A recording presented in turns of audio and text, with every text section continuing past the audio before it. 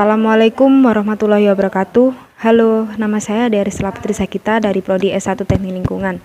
Di sini saya akan menjelaskan beberapa permasalahan dan tanggapan saya mengenai permasalahan tersebut sebagai pemenuhan tugas mata kuliah Pendidikan Kewarganegaraan. Pendidikan Kewarganegaraan merupakan mata kuliah pengembangan kepribadian, di mana setelah kita mempelajari mata kuliah tersebut, kita dapat mengimplementasikan kedepannya dalam kehidupan sehari-hari. Sebagai warga Indonesia, kita menjunjung tinggi nilai-nilai Pancasila, aturan-aturan hidup bernegara dalam UUD 1945, serta pendidikan moral dan etika. Ketiga unsur tersebut memiliki keterkaitan dan keseimbangan. Apabila ketiganya atau salah satunya tidak dilaksanakan dengan baik, maka akan berimbas pada pola perilaku kehidupan sehari-hari. Berikut ada 5 permasalahan yang akan saya sampaikan di video kali ini. Saudara, 3 kakak beradik di sekolah dasar tak bisa naik kelas selama 3 tahun. Penyebab mereka tidak naik kelas diduga karena keyakinan yang mereka anut. Setelah mendapat laporan dari orang tua ketiga kakak beradik, saat ini Komisioner Komisi Perlindungan Anak Indonesia dan tim dari Kementerian Pendidikan dan Kebudayaan menuju ke Tarakan, Kalimantan Utara.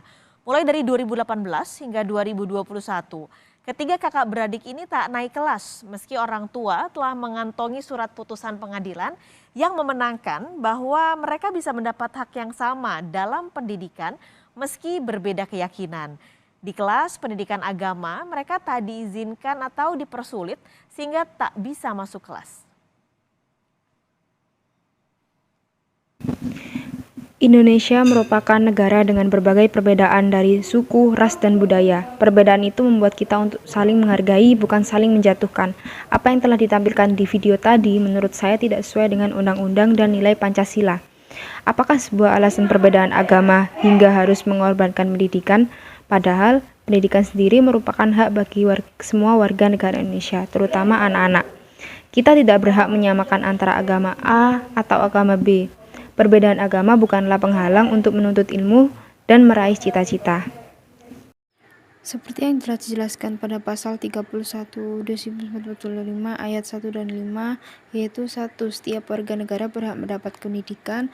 Yang kelima, pemerintah memajukan ilmu pengetahuan dan teknologi dengan menjunjung tinggi nilai-nilai agama dan persatuan bangsa untuk kemajuan peradaban serta kesejahteraan umat manusia.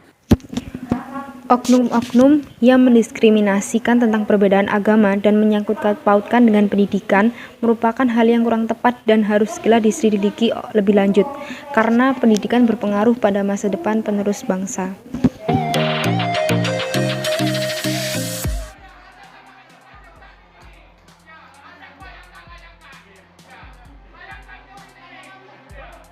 Keributan ini terjadi saat sidang paripurna DPRD yang membahas hasil rapat pembangunan jangka menengah daerah Kabupaten Solok tahun 2021-2026 pada Rabu siang. Beberapa anggota dewan melakukan hujan interupsi kepada pimpinan sidang.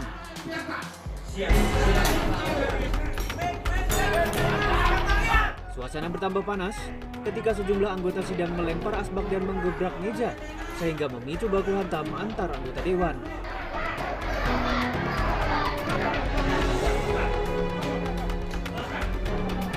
Keributan mereda setelah sejumlah petugas Satpol PP melerai para anggota dewan.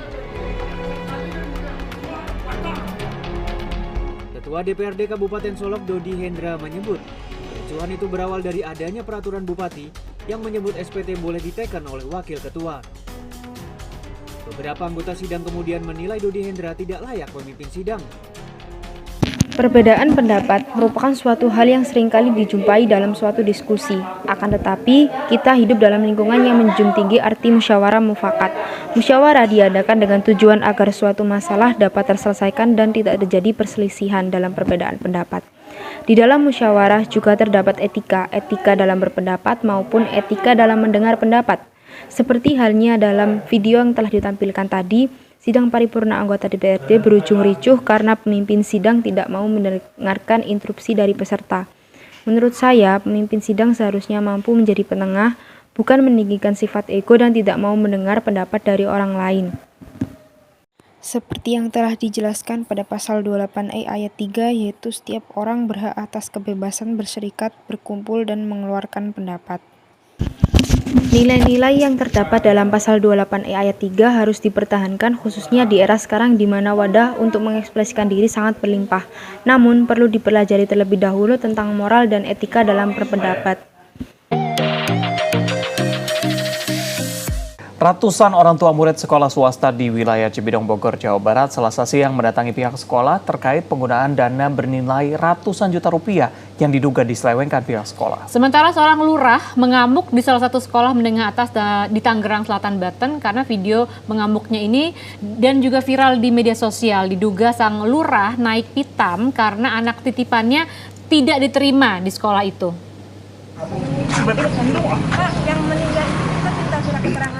Sejumlah perwakilan orang tua murid siswa kelas 3 angkatan tahun 2020 Selasa siang mendatangi pihak sekolah di SMA Plus PGRI Cibinong, Bogor. Aksi itu terkait adanya dugaan kasus penyelewengan sejumlah pungutan dana seperti dana study tour, dana ujian negara berbasis komputer, dana perpisahan, dana asuransi, dana kartu Indonesia Pintar, serta dana perpustakaan. Total dugaan penyelewengan dana berjumlah ratusan juta rupiah. Ya udah diliburkan, tapi tetap pihak sekolah itu mentransfer. Tapi ini pihak sekolah sudah tahu COVID, tapi kami minta ditransfer. Nah, oke sih nggak masalah. Tapi yang jadi masalah kenapa ada pemotongan dari 2,4? Ya tadinya kita keberatan kan, ya udah akhirnya kita logowo, ya udah 2 juta, tapi tidak direspon 2 juta. Tahu di surat itu keluar bahwa hanya dikembalikan 1,4. Nah itu kan jauh sekali, nak. Usai menjalani pertemuan dengan pihak sekolah, pihak orang tua siswa beserta kuasa hukum mengaku belum ada kepastian dari pihak sekolah akan proses pemulangan dana itu. Sementara usai pertemuan, pihak sekolah juga tidak memberikan konfirmasi ke media. Mengutip dari cuplikan beritanya tadi, secara tidak langsung oknum guru melakukan sebuah pelanggaran dalam menjalankan tugasnya. Penyalahgunaan dana orang lain merupakan suatu bentuk tindakan yang buruk dan termasuk ke dalam perbuatan korupsi. Mengapa demikian? Karena ulah dari oknum tersebut merugikan para siswa dan wali murid. Ratusan juta yang termasuk dana study tour, dana UNBK, dana KIP, dana perpisahan, dan dana asuransi, serta dana perpustakaan telah lenyap. Terdengar cukup buruk bukan? Berapapun rupiah yang disalahgunakan tetap termasuk tindakan korupsi. Hal ini telah diatur dalam UU Nomor 30 Tahun 2014 yaitu Pasal 10 Ayat 1 huruf E dan penjelasannya. Asas ini mewajibkan setiap badan dan atau pejabat pemerintahan untuk tidak menggunakan kewenangannya untuk kepentingan pribadi atau kepentingan yang lain dan tidak sesuai dengan tujuan pemberian kewenangan tersebut, tidak melampaui, tidak menyalahgunakan atau tidak mencampur adukkan kewenangan. Pemerintah dan badan penegak hukum harus lebih cekatan dalam menangani kasus tersebut agar tidak merugikan banyak orang.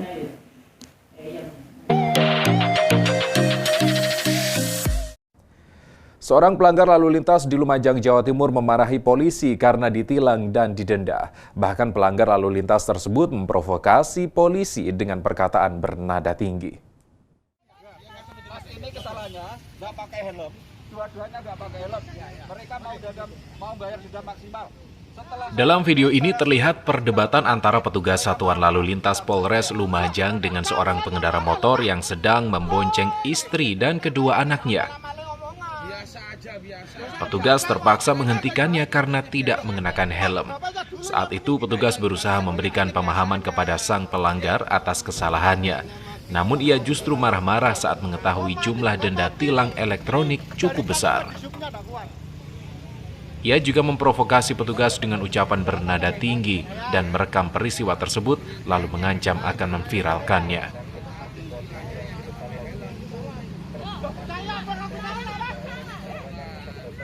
Kabid Ops Satlantas Polres Lumajang membenarkan peristiwa tersebut terjadi pada Senin sore. Saat itu petugas menertibkan warga dalam rangka memutus penyebaran virus corona di Jalan Alun-Alun Utara Lumajang.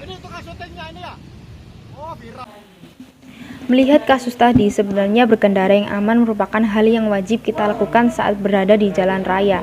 Dengan menggunakan alat pelindung diri seperti salah satunya helm telah terdapat di Peraturan Perundang-undangan Lalu Lintas bahwa memakai helm itu sebuah kewajiban demi keamanan berkendara.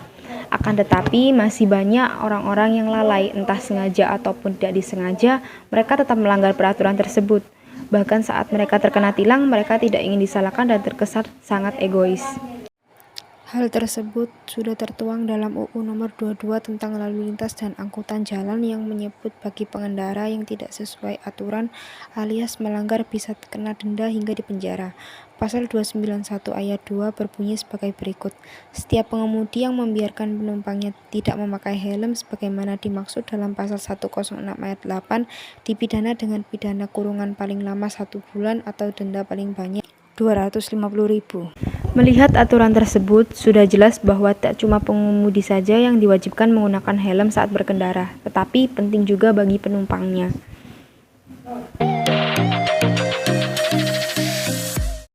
Viral di media sosial pengakuan seseorang yang mendapat ancaman setelah mengkritik polisi di media sosial.